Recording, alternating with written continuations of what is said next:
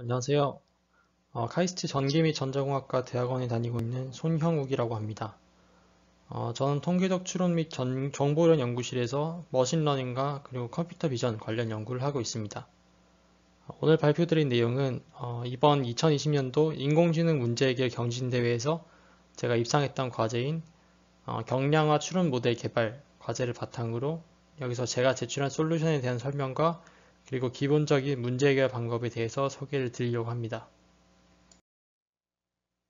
제가 참가한 대회는 인공지능 문제해결 경진대회란 대회고, 이건 이제 캐럴과 유사한 플랫폼에서 2주 정도의 짧은 기간 동안 AI 알고리즘을 개발한 대회입니다. 지금 이 경진대회에 여러 세부 과제가 있는데, 제가 다룰 내용은 네이티브 파이썬을 이용한 경량화 추론 모델 개발이라는 과제이고요. 이 과제에서의 1차적인 목표는 패션 애니미스트 데이터셋에 대해서 높은 정확도를 갖는 모델을 개발하는 것입니다. 여기에 이제 추가적인 조건이 있는데 모델 학습 시에는 파이토치나 오픈CV 같은 자주 쓰이는 딥러닝 라이브러리를 모두 자유롭게 사용 가능하지만 테스트 타임에서는 라이브러리 사용이 불가능하고 순수 파이썬으로만 추론이 가능한 알고리즘을 작성해서 제출을 해야 됩니다. 따라서 모델 학습 알고리즘과 추론 알고리즘이 분리가 되어 있어야 하고요. 그리고 모델 개발 시에는 추론 환경의 특성을 고려해서 모델을 선택할 필요가 있습니다. 또 추론 알고리즘에서는 이제 모델 체크 포인트와 패션 애니미스트 데이터셋을 순수 파이썬만으로 읽어와야 한다는 점 역시 해결해야 될 문제입니다. 이 과제에서는 제가 최종 정확도 95.39%를 갖는 모델을 제출해서 우승을 할 수가 있었습니다. 사실 패션 애니미스트라는 데이터셋은 굉장히 간단한 문제이고 모델 정확도를 더 높일 수 있는 방법이 많이 있지만 네, 이제 순수 파이썬만으로 추론해야 한다는 제약사항이 순위에 큰 영향을 준 것 같습니다. 먼저 패션 애니미스트 데이터셋에 대해서 소개를 드리겠습니다. 머신러닝 알고리즘 연구할 때 가장 기본적으로 사용되는 데이터셋이 바로 MNIST 숫자 인식 데이터셋인데요. 하지만 최근 들어서 이제 어렵고 규모도 훨씬 큰 비전 문제들이 새롭게 많이 등장했고요. 또 딥러닝 모델의 성능도 이에 따라서 크게 향상이 되면서 상대적으로는 이제 MNIST 데이터셋이 너무 쉬워지는 경향이 있었고요. 여기에 따라서 MNIST 데이터셋이 기존에 가지고 있었던 시각적인 태스크들을 대표하는 그런 지위가 예전보다 상대적으로 떨어지게 됐습니다. 패션 엠니스트 같은 경우에는 엠니스트와 같은 포맷을 따르면서 더 변별력이 뛰어난 벤치마크를 제공한다는 그런 포지션을 가지고 있는 데이터셋입니다. 엠니스트랑 마찬가지로 10개 클래스 그리고 6만 개 학습 데이터, 1만 개 테스트 데이터가 있습니다. 하지만 엠니스트 데이터셋의 이미지와 비교를 했을 때 예를 들어서 프로버 클래스와 셔츠 클래스, 또 스니커 클래스와 앵클 부츠 클래스 같이 상당히 전체적으로 유사한 특징을 공유하는 클래스들이 여러 개가 있고요. 동시에 또 개별 클래스 내에서는 여러 가지 디테일, 예를 들어서 무늬라든지 옷의 실루엣이라든지 이런 디테일에 따른 다양성은 매우 큰 것을 보실 수 있습니다. 추가적으로 패션 엠니스트의 데이터셋을 랜덤하게 샘플링해서 사람이 직접 분류하는 실험을 했다고 하는데요. 그 정확도가 대략 83% 정도인 것으로 알려져 있습니다. 오른쪽 그림의 자료는 패션 엠니스트 저장소에 있는 비공식 벤치마크 결과인데요. 즉 클래시파이어 아키텍처를 보시면은 간단하게 3레이어에서 5레이어 컨볼루션 MLP를 이용한 그런 알고리즘들이 대략 87에서 94% 정도의 정확도에 포진을 해 있는 것을 보실 수 있습니다. 한편 와이드 레즈넷이나 덴스넷이나 모바일넷 같이 조금 더 큰 모델을 사용한 알고리즘들이 대략 95에서 96%로 조금 더 높은 점수를 보여주고 있습니다. 따라서 모델의 아키텍처를 잘 선택하는 것이 1차적으로 성능에 큰 영향을 주는 것으로 생각할 수가 있고요. 전처리 같은 경우에는 노멀라이제이션, 랜덤 플립, 그리고 랜덤 크롭 같은 기본적인 어그멘테이션 알고리즘만 사용을 하고 있습니다. 머신러닝 챌린지에서 가장 중요한 구심점이 되는 전략은 이제 바로 올바른 발리데이션 전략을 세우는 것인데요. 보통의 경우에는 테스트셋에 대한 정확도 평가는 이제 제출 빈도가 제한되어 있다거나 또는 제출 기간이 종료되기 전까지 프라이빗 테스트셋에 대한 스코어를 알려주질 않습니다. 예를 들어서 이번 대회 같은 경우에도 시간당 한 번의 제출 기회만 주어지고 또 최종 점수는 프라이빗 테스트셋에 대해서 평가되는 그런 과제들도 있었던 것 같습니다. 따라서 모델의 성능을 평가하기 위해서 이제 트레이닝 셋에서 발리데이션 셋을 분리를 하고요. 그리고 발리데이션 셋에 대한 정확도를 측정하게 됩니다. 만약에 발리데이션 셋이 너무 작거나 또는 이제 다른 이유가 있어서 실제 테스트 셋 성능을 잘 대표를 하지 못한다면 모델의 성능을 제대로 평가를 할 수가 없고 따라서 모델이 이제 트레이닝 셋에 오버피팅 된 사실을 잘 모르는 상태로 제출을 하게 되어서 최종적으로는 순위가 뒤바뀔 수도 있습니다. 만약에 트레이닝 셋이 너무 적어서 발리데이션 셋에 많은 데이터를 할애할 수가 없고 또 이런 것 때문에 발리데이션 애큐러시가 불안정하게 특정될 수도 있는데요. 이럴 때는 오른쪽 그림과 같은 K-fold 크로스 발리데이션 기법을 사용할 수 있습니다. 이번 대회에서는 패션 앤미스트 데이터셋을 사용을 했는데 패션 앤미스트는 이제 테스트 셋과 정답이 모두 공개가 되어 있으므로 따로 발리데이션 셋을 구성할 필요가 없었습니다. 따라서 일반적인 경우와는 다르게 여기서는 모델 학습에 트레이닝 셋을 모두 사용하고 테스트 애큐러시를 모델의 성능 지표로 바로 사용을 했습니다. 학습 알고리즘에서 모델의 정확도에 크게 영향을 준 요소는 넓게 세 가지로 나눠볼 수 있는데요. 첫째는 모델 선택, 다음으로는 최적화 알고리즘, 그리고 마지막으로 어규멘테이션입니다. 모델의 성능을 높이는 간단한 방법은 적합한 아키텍처를 선택을 하거나 또는 앙상블 기법을 사용하는 것입니다. 적합한 아키텍처라고 하면 이미지넷 등의 다른 태스크에서 성능이 검증된 여러 아키텍처들, 그러니까 레지넷이라든가 이피션트넷이라든가 이러한 아키텍처들을 모델에 적용을 해보고 또 좋은 아키텍처를 선택을 하는 것입니다. 최근까지 이미지 분류 태스크에서 좋은 성능을 보여준 모델은 주로 이피션트넷 계열이고요. 주로 이미지넷이나 다른 프리텍스트 태스크에 이제 사전 학습된 모델을 선택을 해서 초기 값으로 사용하게 됩니다. 파이토치의 경우에는 토치 비전이라는 패키지에 이제 자주 쓰이는 모델과 그리고 프리트레인드 모델이 모두 구현이 되어 있어서 쉽게 사용을 할 수 있습니다.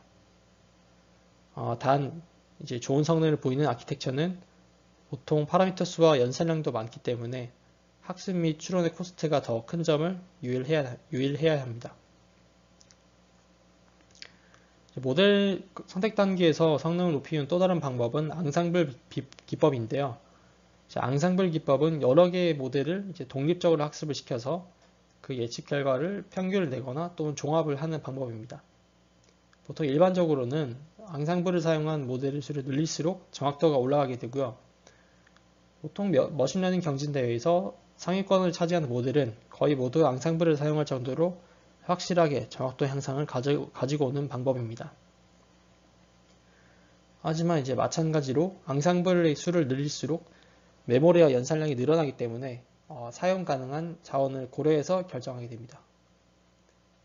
그 외에도 신경마 아키텍처의 일반화 성능을 높이는 방법으로는 각 레이어에 배치 노멀라이제이션 레이어를 추가를 하거나 또는 이제 리니어 레이어가 있다면 드랍아웃 레이어를 추가하는 방법 역시 자주 쓰입니다. 이번 대회에서 사용한 패션 앤미스트 데이터셋의 경우에는 이미지 차원이 28x28로 굉장히 작은 편이고요. 클래스도 10개에 불과한 그런 간단한 데이터셋이어서 레지넷이나 이피션트넷 같은 큰 모델보다는 간단한 컨볼루셔널 MLP 아키텍처를 구현해서 사용을 했고요. 실험을 통해서 이제 아키텍처 하이퍼 파라미터를 결정해서 오른쪽 위의 그림과 같은 MLP를 사용을 했습니다. 이 문제에서 특별하게 고려를 해야 할 점은 추론 코드가 순수 파이썬으로 구현되기 때문에 추론 타임에서는 GPU를 활용을 할 수가 없다는 점입니다. 그렇기 때문에 모델의 연산량이 너무 많으면 모델의 추론 알고리즘을 검증을 하기가 어려운 문제가 있고요. 따라서 현실적으로 사용할 수 있는 모델 크기에는 제약이 존재한다고 봐야 합니다. 마찬가지 이유로 앙상블을 사용하기는 어렵고요. 또 마지막으로 모든 레이어를 파이썬으로 직접 구현을 해야 하기 때문에 이제 거기에 따른 구현의 용이성도 고려를 할 필요가 있습니다. 추가적으로 이러한 상황에는 놀리지 디스틸레이션과 같이 큰 모델을 작은 모델로 압축하는 기법을 고려를 해볼 수가 있는데요. 놀리지 디스틸레이션 같은 경우에는 티처 모델이 학습한 그런 지식을 스튜던트 모델로 전이를 하는 기법입니다. 먼저 큰 모델 또는 앙상블 같은 모델을 티처 모델로 학습을 시키고요. 이 티처 모델이 예측한 결과를 타겟으로 사용해서 스튜던트 모델을 학습시킴으로써 모델을 학습을 할 수 있습니다. 다음으로는 최적화 알고리즘입니다. 베이스라인 코드에서 보통 기본 최적화 알고리즘으로 아담 옵티마이저를 사용하는 코드를 자주 봤는데요. 일반적으로 클래시피케이션 태스크에서는 아담과 같은 아다그레드 계열의 아답티브 옵티마이제이션 알고리즘을 사용을 하면은 잘 수렴이 되지 않는 문제가 알려져 있습니다. 그래서 보통 SGD 옵티마이저를 사용을 하고요. 그 외에 옵티마이제이션 하이퍼 파라미터를 선택할 때 있어서 큰 이니셜 러닝 레이트를 사용하는 것과 그리고 작은 배치 사이즈를 사용하는 것이 좋은 일반화 성능을 달성하는 데 도움이 된다고 알려져 있습니다. 또한 적절한 L2 레귤라이제이션 텀을 사용할 필요가 있는데요. 이때 이제 L2 레귤라이제이션이 너무 작으면 일반화 성능이 떨어지고 또 너무 높으면 언더피팅이 되는 것으로 알려져 있습니다. 러닝 레이트 스케줄의 경우에는 일반적으로 사용되는 멀티 스텝 러닝 레이트 디케이 외에도 오른쪽 그림과 같은 코사인 러닝 레이트가 자주 쓰이고요. 그리고 웜업과 그리고 오른쪽 아래 그림과 같은 사이클릭 러닝 레이트들이 일반화 성능에 도움이 되는 것으로 알려져 있습니다. 또 모델에 오버피팅 되는 것을 방지하는 방법 중 하나로 얼리 스타핑이라는 방법이 있는데요. 이거 모델의 이제 발리데이션 성능을 계속 체크를 하고 있다가 발리데이션 성능이 수렴을 하게 되면 학습을 멈추는 방법입니다. 그 외에 조금 더 어드밴스된 테크닉으로는 로스 함수를 바꿔볼 수 있고요. 그리고 이제 레이블 스무딩처럼 타겟에 약간 변형을 주는 방법도 있습니다. 스토캐스틱 웨이트 에버리징은 이제 최근 파이터치 1.6 버전에서 공식 지원하게 돼서 쉽게 사용을 해볼 수가 있고요. 또 이제 좀 더 효율적인 하이퍼 파라미터 최적화 기법으로서 베이지안 최적화 기법을 사용해 볼 수도 있습니다. 다음으로 높은 모델 정확도를 달성하기 위해서는 이제 적당한 프리프로세싱과 그리고 데이터 어그멘테이션 전략이 굉장히 중요한데요. 가장 기본적으로 이제 정규화, 그러니까 각 이미지의 각 채널별 히스토그램을 평균 0, 분산 1로 맞추는 노멀라이제이션이 가장 기본적으로 사용됩니다. 이제 이 아래에 있는 값은 뮤시그마 값은 패션 애니스트의 데이터셋에 대해서 구한 이제 평균과 분산이고요. 데이터 어그멘테이션이라고 하면 이제 모델이 특정 인베리언스를 학습하게 해서 일반화 성능을 올리는 방법이기 때문에 데이터셋마다 적절한 어그멘테이션 폴리시가 모두 다릅니다. 따라서 데이터셋의 성질을 잘 이해를 해야 효과적인 방법을 선택을 할 수가 있습니다. 일반적인 이제 CNN 모델 학습에는 좌우 반전, 그리고 회전, 랜덤 크롭 등의 방법이 거의 이제 항상 사용이 되고요. 랜덤 이레이징 같은 경우에는 이제 이미지의 랜덤한 영역을 가림으로써 이미지의 특정 피처에 대한 의존도를 낮추는 어그멘테이션입니다. 패셔니스트 모델의 경우에는 아래의 그림처럼 랜덤 플립, 그리고 랜덤 크롭, 랜덤 이레이징 어그멘테이션을 사용했고요. 그 외에도 이미지의 로우 레벨 피처에 노이즈를 주입하는 방법도 자주 사용이 되는데요. 대표적으로 랜덤 밝기, 그리고 랜덤 컨트래스트, 블러, 노이즈, 그리고 이제 휴 시프트를 이제 할 수가 있고요. 그 외에 이미지의 지오메트릭한 피처에 노이즈를 주입하는 방법도 있는데 예를 들어서 랜덤하게 스케일을 바꾸거나 또 랜덤 어파인 변환을 사용하기도 합니다. 좀 더 어드밴스된 방법으로는 믹스업, 컷아웃, 컷믹스 같이 한 쌍의 데이터셋을 학습 데이터를 이용해서 이제 또 다른 어그멘테이션 데이터를 생성하는 방법도 있습니다.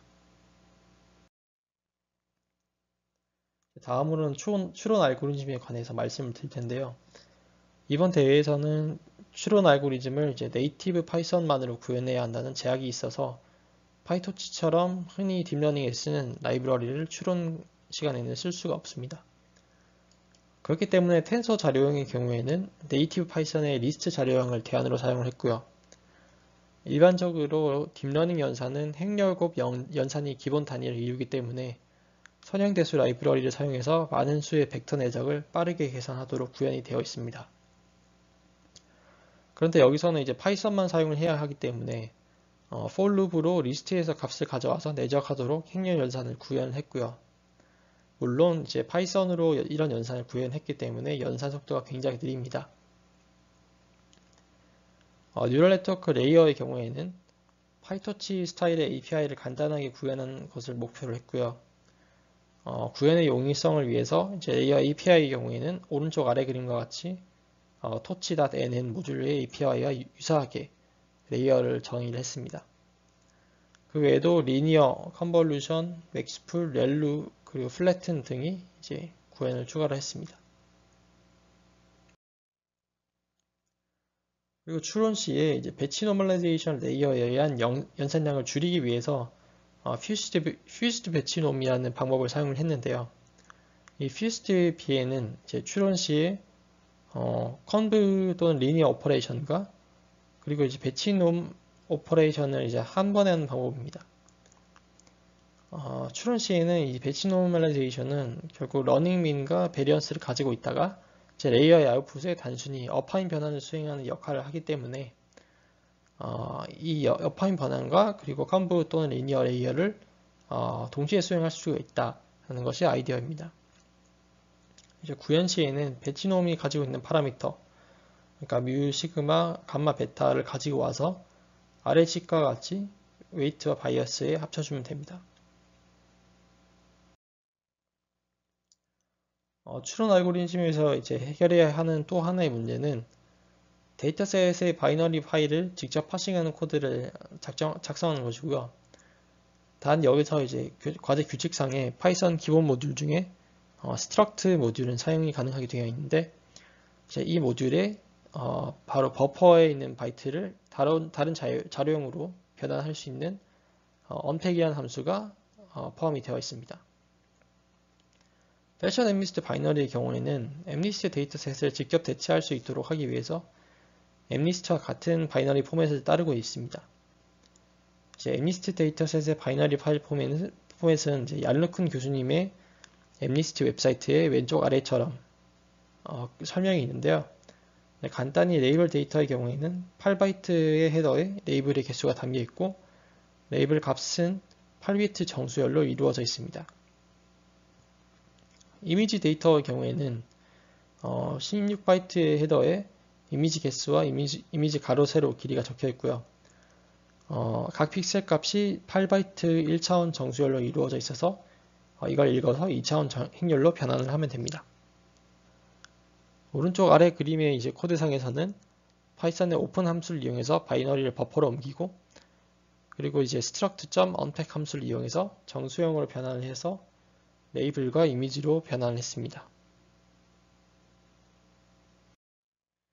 네, 마지막 슬라이드에서는 오늘 발표드린 내용을 이렇게 그림과 같이 요약을 해봤는데요. 왼쪽에 학습 알고리즘 개발 단계에서는 데이터 분석, 그리고 발리데이션 전략, 모델 선택 방법, 최적화 알고리즘, 그리고 데이터 어그멘테이션 방법에 관해서 말씀을 드렸고요. 오른쪽에 추론 알고리즘에서는 네이티브 파이썬으로 어떻게 레이어를 구현을 했는지, 그리고 퓨스드 배치놈을 어떻게 사용했는지, 그리고 데이터셋 파싱 방법에 대해서 설명을 드렸습니다. 마지막으로 이제 저는 대학원에서 공부를 하면서 몇 가지 딥러닝 주제에 관해 공부를 하는데 시간을 많이 쓰고 있는데요. 이렇게 대회에 출전을 해서 직접 머신러닝 알고리즘으로 경쟁을 해보니까 평소에 생각하지 않았던 알고리즘의 디테일한 부분을 이해하게 되는 그런 순간이 많았고요. 또 여러 알고리즘이 이제 실제로 얼마나 효과가 있는지, 감을 기를 수 있어서 상당히 효과적인 공부가 되었던 것 같습니다. 만약에 머신러닝에 관심이 있으시고 또 빠르게 실력을 기르고 싶은 그런 욕심이 있으시다면 이렇게 캐글이나 또는 다른 페이스북 그룹 또는 이제 AI 팩토리 웹사이트 같은 여러 커뮤니티를 통해서 이런 대회 정보가 공유가 되고 있기 때문에 이제 경진대회에 참여할 기회를 잡아보시기를 한번 권해드리고 싶습니다.